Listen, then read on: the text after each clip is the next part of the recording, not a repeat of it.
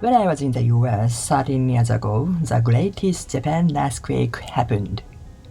American news reported on the disaster of my home country, some of which surprised me very much. They highly praised the people who are lining up in front of a supermarket early in the morning waiting for it to open. 3 years later, during the World Cup soccer tournament held in Brazil, I saw an article criticizing Japanese supporters for picking up trash in the stadium after the game, claiming they were taking away the cleaning staff's job. It was only after living abroad that I realized what we Japanese take for granted in Japan is not actually common sense somewhere else. Today, I'd like to talk about the fundamentals of Japanese way of thinking, behavior, and custom, which form the basis of the Japanese culture. Let's get started.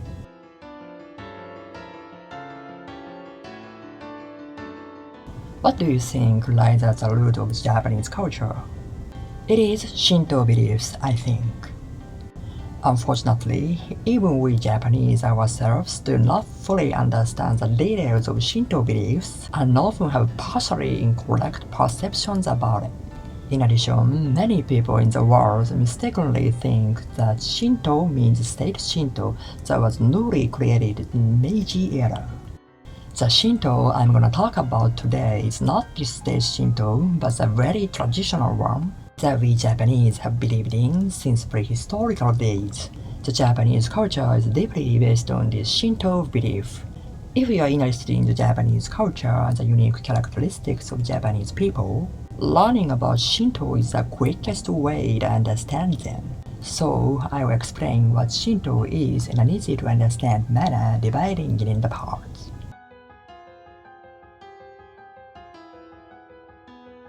A common question asked is, should Shinto be classified as one of the religions? Imagine that in Japan, someone asks us what our religion is. Most of us would say, I have no religion. Although I used to answer something like this, now I'd say I believe in Shinto. People have different definitions about religion, and Shinto is not always considered as one. Let's take a look at following points. First, from the viewpoint of the three common elements of a typical religion, fauna, discipline, and scripture. Who's a fauna like Buddha, as in Buddhism? Shinto has no fauna. What's a discipline like Ten Commandments of Judaism or the precepts of Buddhism? Shinto has no discipline. What's a scripture? Sutra, Bible, Quran? Shinto has no scripture. Shinto doesn't say anything like you should do this or you shouldn't do that. For example, when a monk comes to a memorial service, he usually gives a sermon. When a pastor comes to a wedding, he always gives a sermon. However, when a Shinto priest is called for a groundbreaking ceremony after the purification is done, he doesn't give any sermon and just leaves. Next, let's look at it from the viewpoint of its kanji expression. We call Judaism, ユダヤ教, Christianity, キリスト教, Islam, イスラム教, Buddhism, 仏教, and Shintoism, Shinto. Do you see the difference between Shinto and the others? The kanji 教 means teaching and do means way your road. Judo, Kendo, and Sado end with this do. Do is also pronounced as michi in Japanese. Mi is a prefix honoring something sacred, and chi represents divine power, which is the energy of the gods.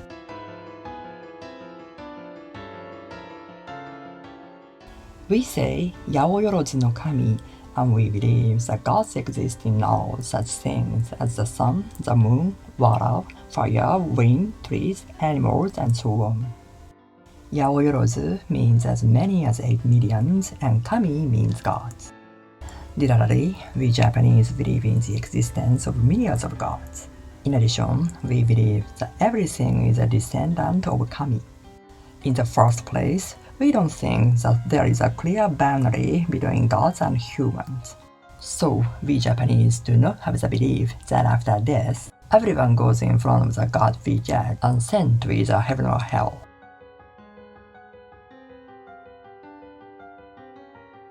Simply put, Shinto is a way of life that encourages people to live in accordance with the way of the gods. If you try to live in accordance with the way of the gods, you try to live a life of Yasaka. Yasaka means mutual prosperity and coexistence, which is the ideal state of the universe. Yasaka encourages you to develop continuously and grow together with change. Yasaka, or co-prosperity, does not require any battles that decide winner and loser. It's not Yasaka at all if only you are happy, and it's not Yasaka at all either if only you sacrifice yourself for the good of everyone else.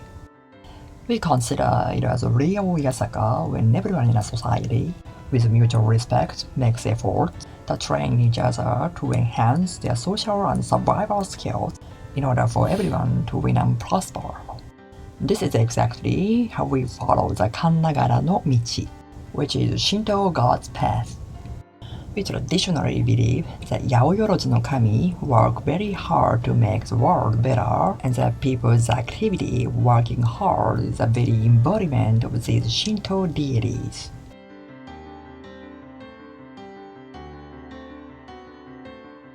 The basic philosophy of Shinto is clarity and uprightness, with its core being always start and end with the purification rite, which is called misogi barai. Misogi barai is the act of removing filth to come back to the original pure state. Japanese traditional philosophy doesn't put much emphasis on the dichotomous good or evil. What matters here is clean or filthy. Misogi barai is not about eliminating evil, but rather about cleaning what's dirty and straightening what's crooked. It's not about eliminating anything, but about restoring things to their original beautiful state.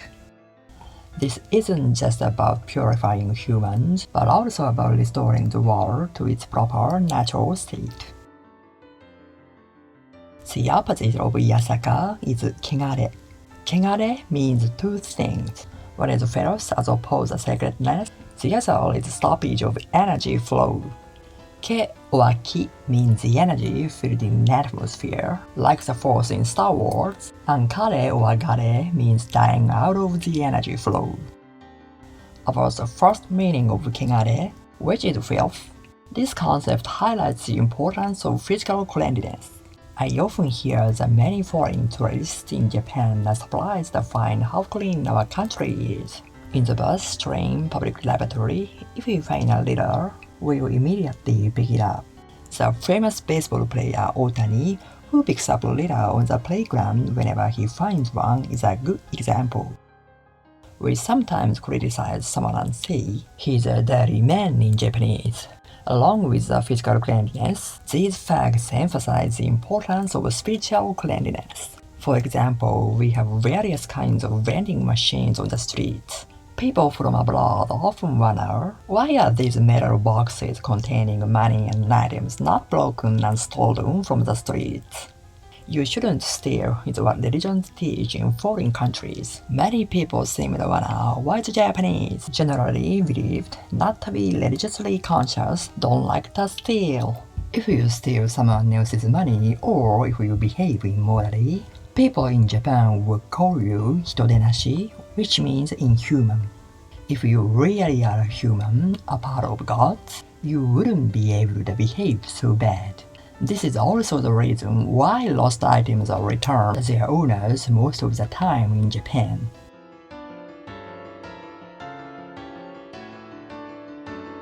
We call this Yurei, which is a ghost, but it doesn't necessarily mean the unhappy dead.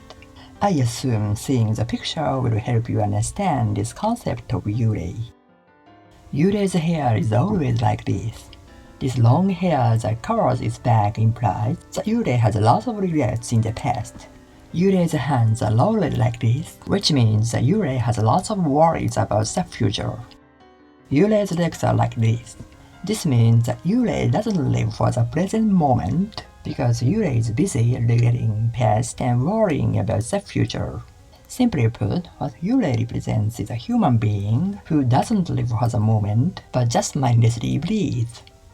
Regrets, anxiety, fear, terror, and sadness are referred to as kegare.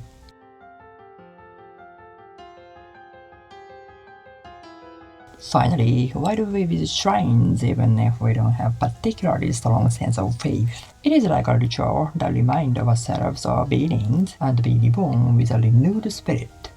Although I called it a ritual, it's not something formal or rigid. In fact, visiting a shrine, including the structure of the precincts, is actually a whole system of purification. Passing through the tree gate and walking along the approach, feel the sensation of the wind and the sound, the crunch of the gravel underfoot, and the bird song. Recognize crookedness and distortion in your own heart. Without deceiving yourself, perform purification and manifest your true self, which is your original light, a shining existence. Life seems to be a repetition of this cycle of gaining filth from experiencing things, and finding or removing the filth that restores the original pure state of mind. Purification is a rebirth which leads a new creation in life. We Japanese visit shrines on various occasions such as Hatsumode, Setsubun, Hinamatsuri, Oharai, and Shichigo-san. Surprisingly, we Japanese visit shrines even though we don't know the original meaning of this shrine visit. It's as if our culture has a built-in system for remembering our beginnings. Let me say one last thing to avoid any misunderstandings. I don't have the slightest intention to brag about Japan and Japanese culture. It is because I myself feel every day that we Japanese have to go back time and remember how we started our culture. Thank you for watching this video to the end. I'll be grateful if we can help you in any ways.